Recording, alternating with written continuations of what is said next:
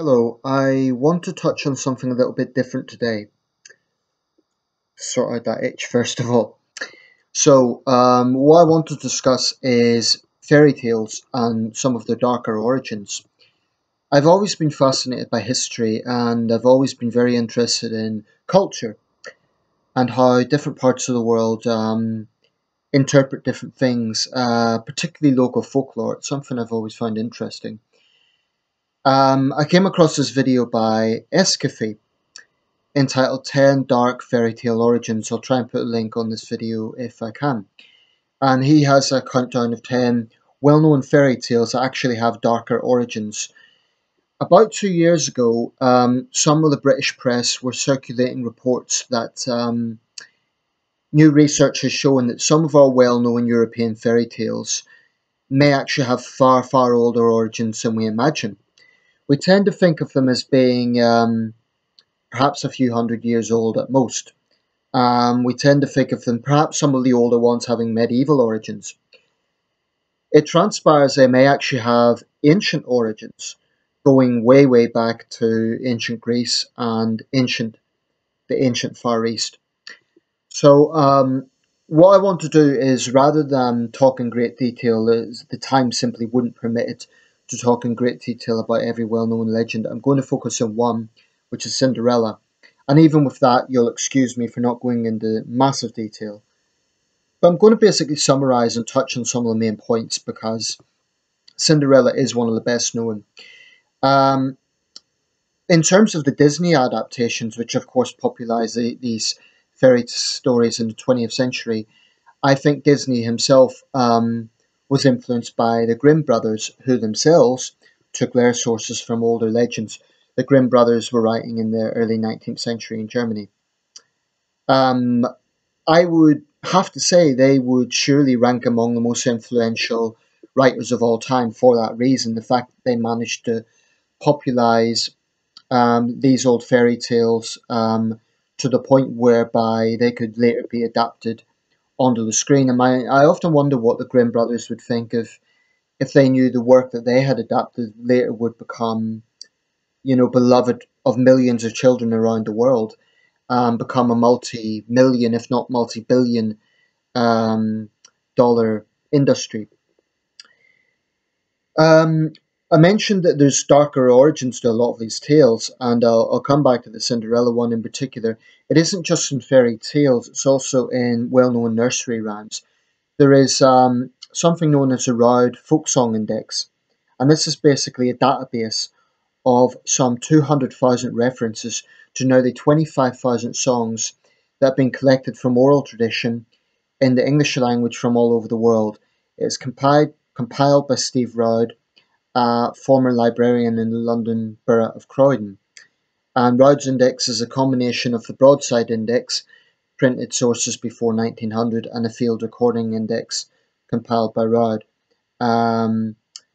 Steve Roud, I think actually, I assumed this was some time back, but he's obviously contemporary. It doesn't say that he has passed away or anything like that. So I'm just looking at the Wikipedia version for this. That's interesting. I had assumed that was quite an old source, but his index is relatively new. Anyway, without further ado, Cinderella. It's probably the best known, or one of the best known, certainly, of these well-known folk tales. So we all know the story. It's three sisters, two ugly sisters who mistreat their younger stepsister. She's a beautiful one, but they treat her like a slave, as does the stepmother, until the prince searches the land trying to find the girl who could fit his magic glass slipper. And apparently, the two ugly sisters try in vain to fit on this glass slipper, but to no avail. And we have the story of the magic pumpkin carriage and all the rest of it. As with a lot of these famous stories, there are different versions.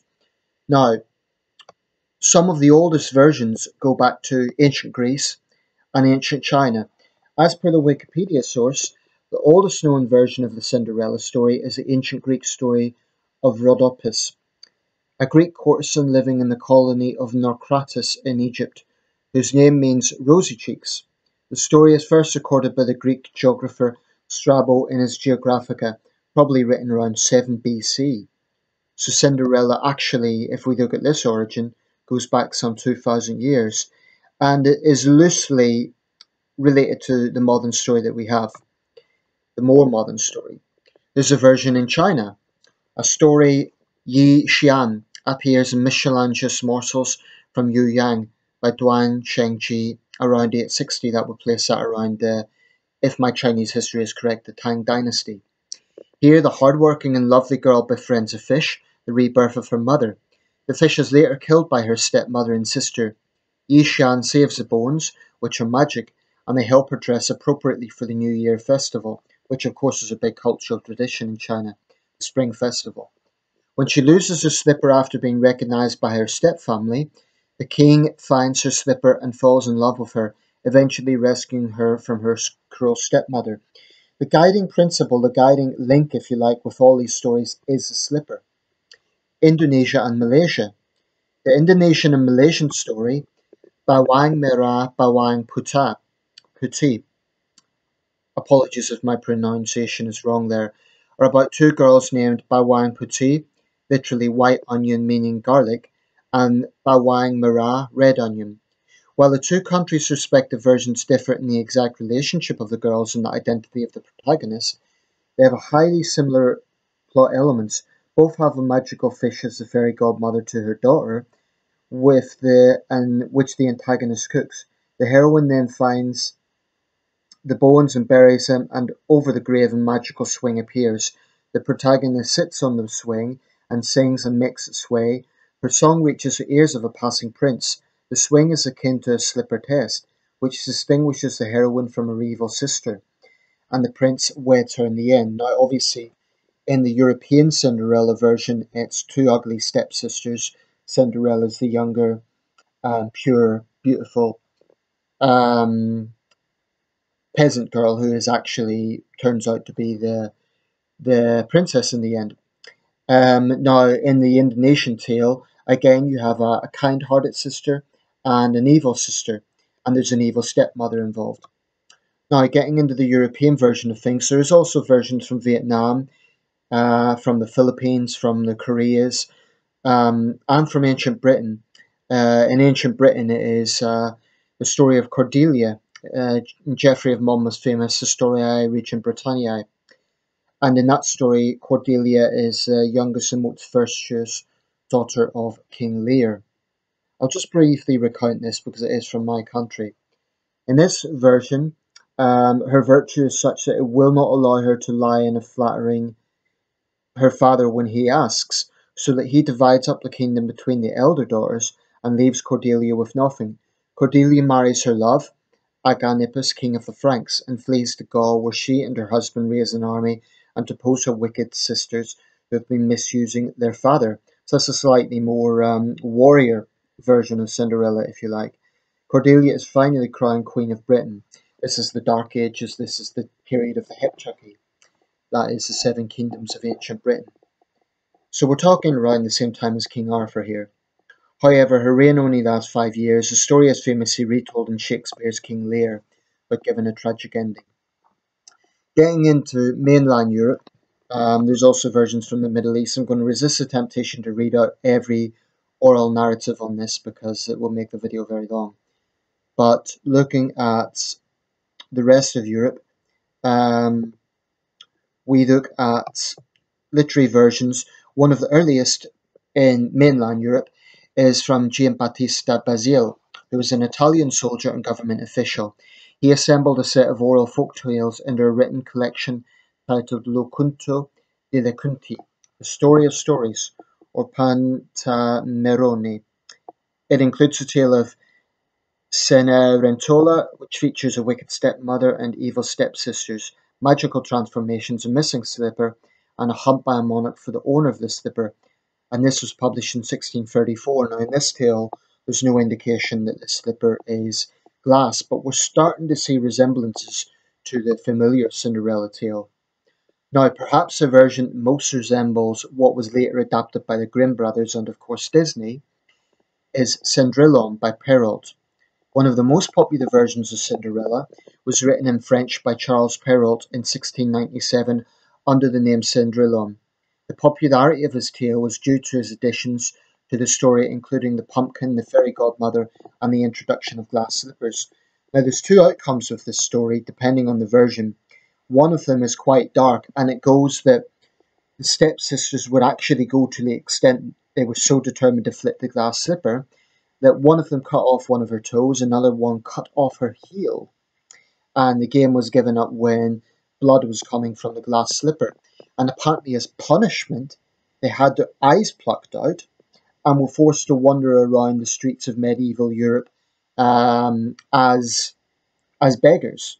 Now, this was written in the late 17th century, but it was based on older medieval tales. Um, so that's certainly a very dark version of it.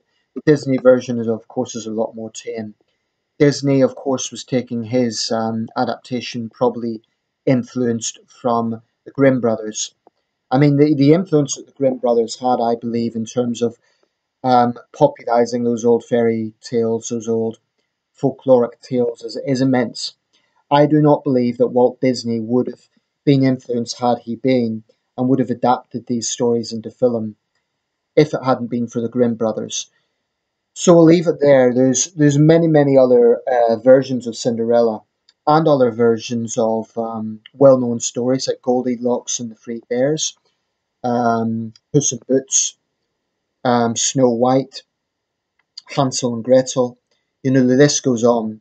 One version of, or one theory, I should say, of Humpty Dumpty, the Humpty Dumpty story. That is the famous line, "Humpty Dumpty sat on the wall, Humpty Dumpty had a great fall." There is a version that says Humpty Dumpty may have referred to the Duke of, um, no, not the Duke of Wellington, let me get this right, the Duke of York, with some reference to the Jacobite risings. Um, there is also a theory that Jack and Jill went up the hill, Jack lost his crown, and Jill came tumbling after. There is a theory that refers to the French Revolution, Louis XVI and Marie Antoinette. Now, there's a flaw in that theory in that the oldest version of Jack and Jill went up the hill dates from the 1760s, which predates the French Revolution by 30 years. So that would be a bit of a flaw. But another one, of course, is Ring a Ring of Roses. It was said that forming a ring in this sense was a tradition to ward off the Black Plague or the Black Death. And it was used as late as the second great manifestation in the mid 17th century when London and Derby were devastated by the bubonic plague. So I find it fascinating to find these very dark origins to fairy tales. And what is interesting is they all have some sort of moral message that, as we know from the Disney tales, are supposed to sort of be a positive influence on children. But when it comes down to it, there's actually some pretty dark aspects to this. I mean, we're talking about child kidnap, we're talking about torture, we're talking about brutal punishments, we're talking about absolute monarchies. Um, so certainly, I'm not sure if they are exactly the best influence. Nevertheless, they're a big part of our oral traditions, and I just find it fascinating to see the origins of that. So, if you've got any views, if you are familiar with any other versions of these, if you want to share your thoughts, feel free to leave a message. Please do like and subscribe. Feel free to share my videos around if you like what you see. And I'll try and put a link to the video that I've just watched. Thank you for watching.